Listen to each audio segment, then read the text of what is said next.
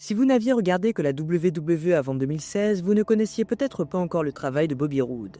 À cette époque, il faisait partie des rares catcheurs nord-américains ayant passé toute leur carrière à évoluer dans d'autres promotions.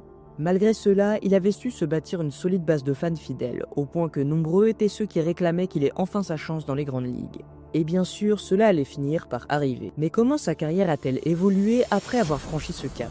Et surtout, quel a été son parcours avant d'y parvenir?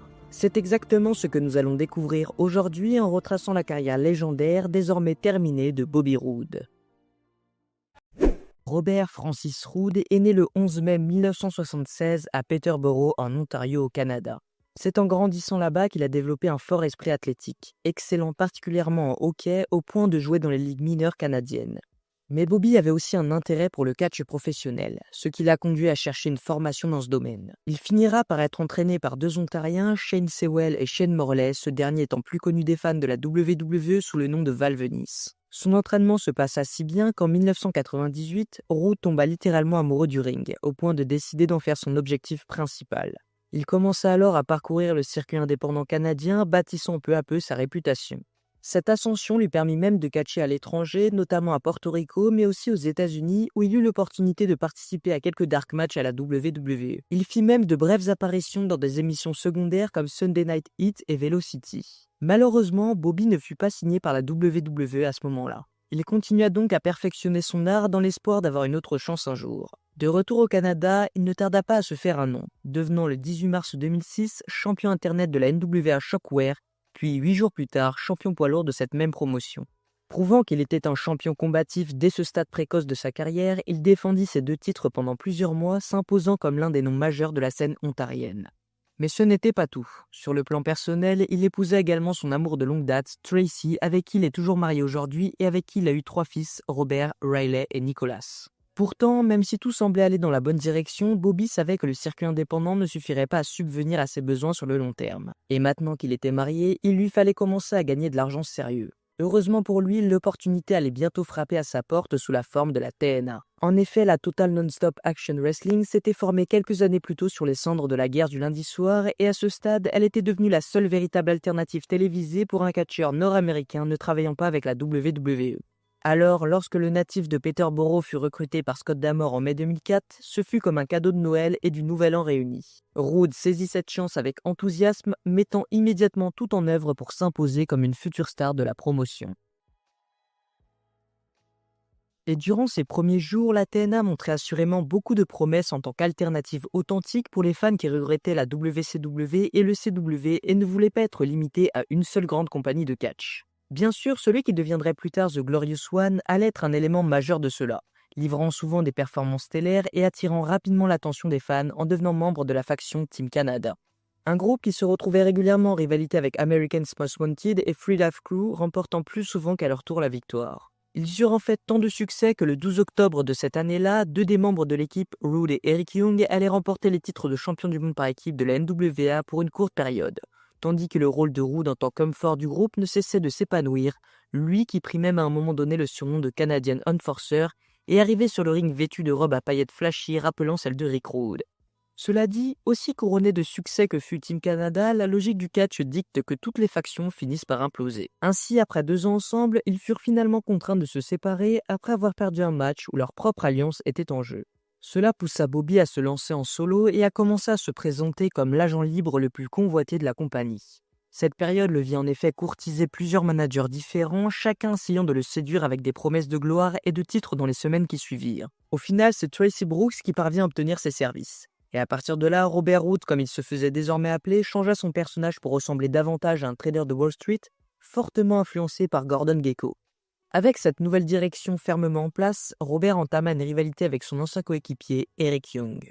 Une rivalité qui aboutirait finalement à ce que Young rejoigne à nouveau ses rangs, alors que Robert Roode Inc. commençait à se développer en une faction à part entière. Malheureusement, cette faction n'eut pas la chance de se développer davantage, car après des semaines de méfiance entre les anciens membres de Team Canada, il fut finalement révélé que Jeff Jarrett avait manipulé Young depuis le début dans le but de le retourner contre son partenaire. Cela mena à un match décisif entre le Chosen One et l'Enfant de l'Ontario lors de Sacrifice le 13 mai 2007.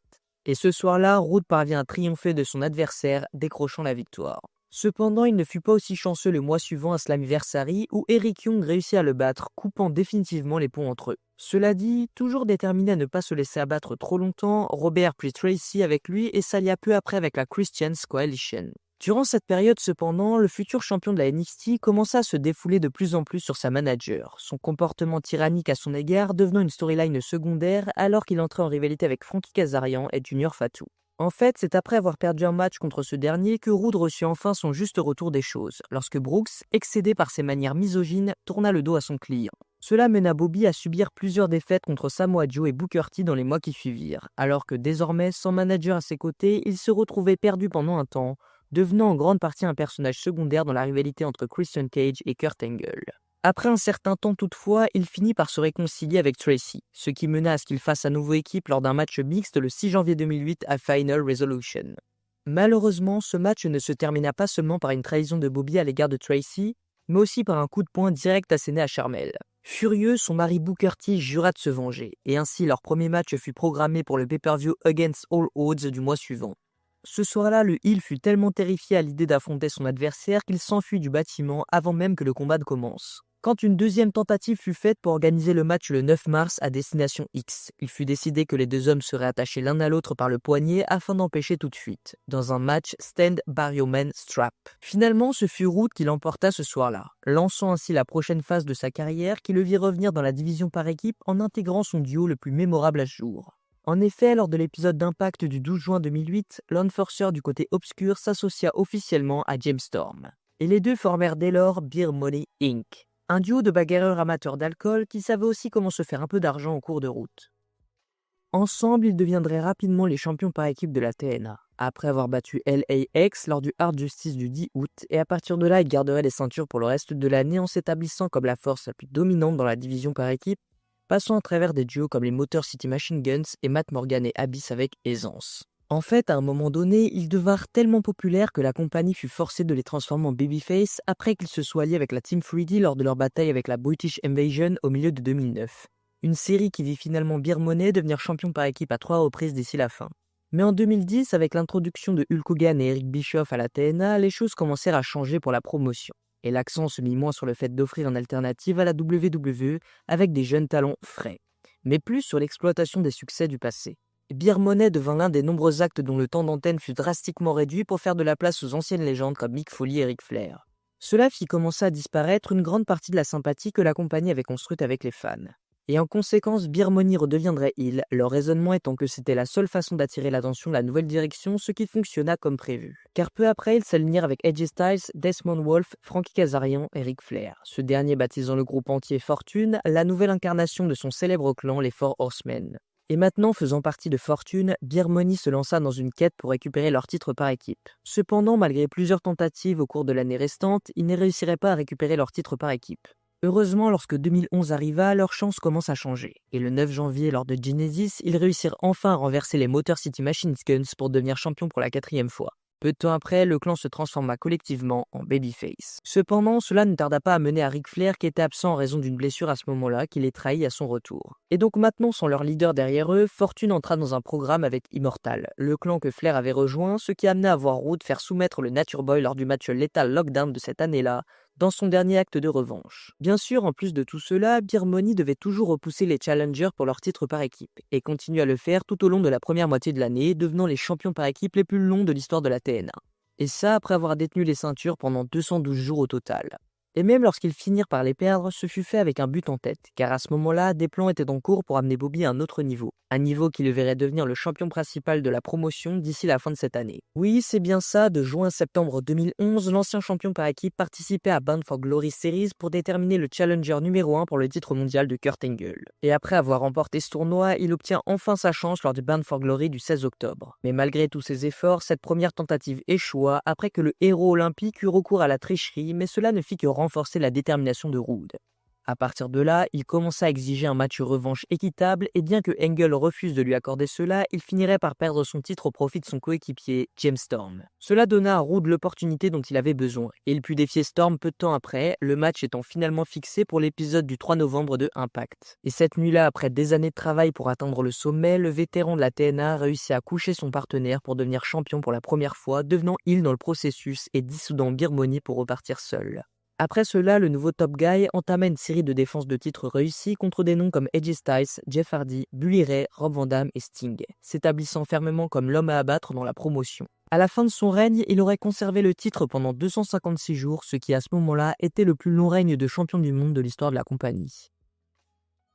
Et même lorsqu'il perdit le titre face à Austin Aries lors de Destination X le 8 juillet 2012, il resta fermement ancré dans la scène principale, continuant sa rivalité avec James Storm, les deux se livrant à plusieurs bagarres dans les mois suivants. À la fin de ce programme, Roode serait une nouvelle fois devenu le challenger numéro 1 pour le titre TNA, bien qu'il échoua finalement à le récupérer en affrontant Jeff Hardy lors de Final Resolution en décembre. Ensuite, il forma une équipe avec l'homme qui lui avait initialement pris son titre, Austin Aries. Les deux rencontrent un grand succès ensemble, remportant même les titres par équipe de la TNA lors de l'épisode du 31 janvier 2013 de Impact. Ils passèrent le printemps suivant à défendre leur ceinture contre tous les adversaires, offrant souvent des performances mémorables à chaque occasion. Cela dit, la division par équipe n'était pas destinée à devenir le poste à plein temps de Bobby à ce stade de sa carrière. Ainsi, lorsque le duo perdit ses ceintures et se sépara peu de temps après, le futur champion de NXT retourna dans la division solo, où il participa au Bound for Glory Series 2013, espérant une nouvelle fois remporter le tout et obtenir une nouvelle chance pour le titre mondial. Bien qu'il ne le remporta pas cette année, il trouva de nouvelles alliances sous la forme de Christopher Daniel et Frankie Kazarian,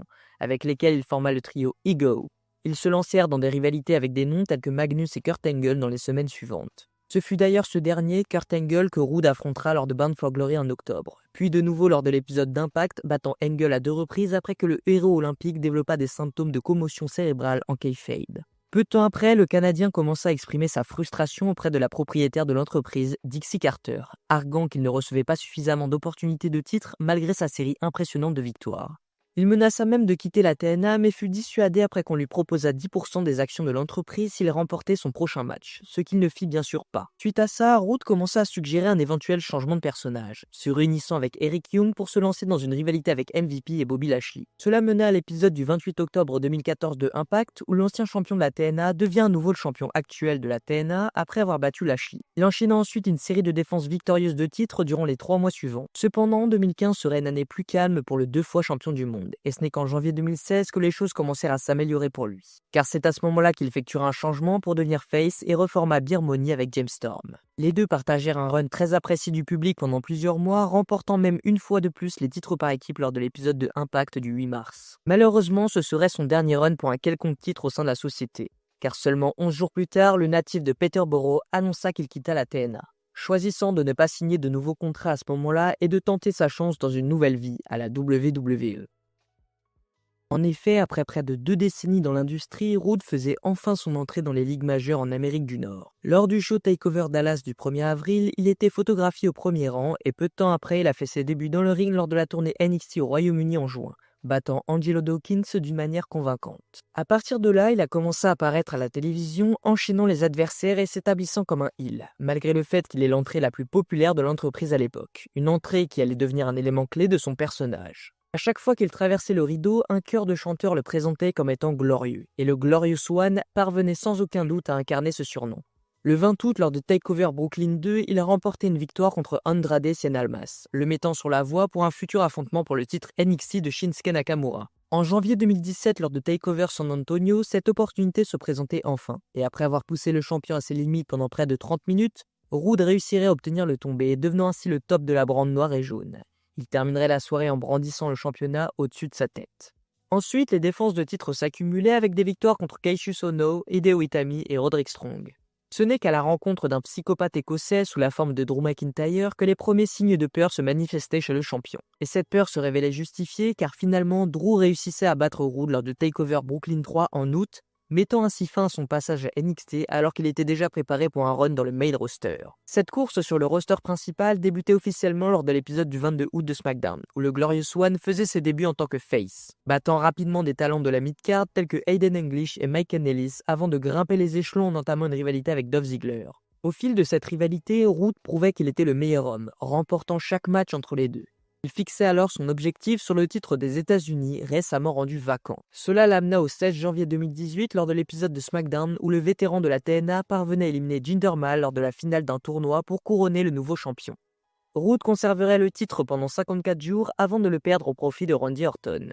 À la suite de ça, fort de ses réussites en solo, Roode se tournait alors vers la division par équipe en s'associant avec l'ancien athlète olympique Chad Gable lorsqu'il était transféré sur Raw lors du draft de cette année-là. Ensemble, ils réaliseraient de nombreuses performances dominantes contre des équipes comme l'Ascension et les Authors of Pain. Ce dernier groupe étant celui qu'ils battraient pour devenir les champions par équipe de Raw le 10 décembre. Si cela n'était pas un joli cadeau de Noël, les deux auraient même l'opportunité de défendre leur titre contre l'une des meilleures équipes de l'entreprise. Ils entamaient alors une rivalité avec le Revival en début d'année suivante, rivalité qui finirait par leur faire perdre leur titre en février.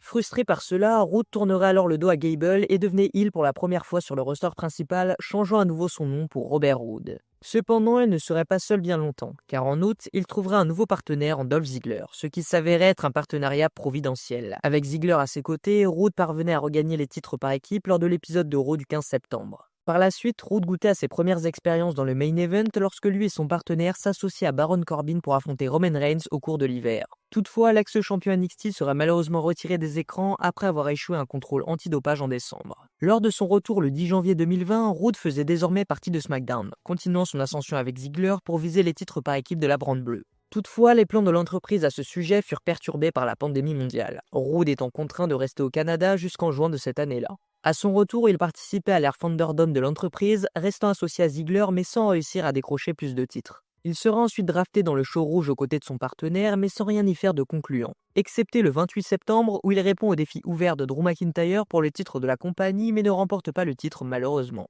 À la suite de cela, les deux alliés remporteront les titres par équipe de SmackDown avant de les perdre moins de 3 mois plus tard et d'encore errer dans la mid-card. Finalement, Roode décide de mettre une pause à sa carrière pour gérer des problèmes au cou qu'il traîne depuis quelques temps. Et de ce fait, il s'absente en décembre 2023 pour une durée indéterminée. Début 2024, les fans attendent avec énormément d'impatience et commencent à spéculer des théories sur son retour et comment il serait booké. Mais on apprendra dans une interview qu'il est médicalement apte à remonter sur le ring mais qu'il avait pris la décision de mettre un terme à sa carrière de catcheur, en raison de plusieurs blessures et de son état physique. Roode a expliqué qu'il ressentait que son corps ne répondait plus comme avant et qu'il était temps pour lui de se concentrer sur d'autres aspects de sa vie. En définitive, on peut dire que Bobby était une pièce centrale de la scène indépendante et du catch en lui-même. À la même échelle qu'un AJ Styles, il a su briller dans une compagnie qui n'aurait pas dû faire long feu selon son principal concurrent. Il a réussi à créer sa légende à la TNA et à NXT, là où il a véritablement marqué les esprits. Il a laissé un héritage, inspiré de nombreux talents et est devenu un mentor pour la génération suivante. Certes, les fans sont déçus de l'arrêt prématuré de sa carrière et du fait qu'il n'ait pas eu la chance de devenir champion de la compagnie comme beaucoup l'espéraient, mais Bobby a accompli son rêve. Son passage à la WWE, même sans atteindre les sommets que certains attendaient, lui a permis de devenir une figure incontournable, non seulement en tant que talent, mais aussi en tant que producteur et mentor. Et qui sait, peut-être que ce nouveau rôle contribuera à la naissance de nouvelles légendes dans les années à venir. Bobby Roode aura toujours une place particulière dans l'histoire du catch et son impact perdurera bien au-delà de ses années passées sur le ring. Et voilà les gars, la vidéo est terminée, j'espère qu'elle vous a plu, n'hésitez pas à liker, commenter et partager, c'est très important. Et d'ici là, je vous dis à la prochaine pour une autre histoire, c'était Vince encore une fois, merci à tous.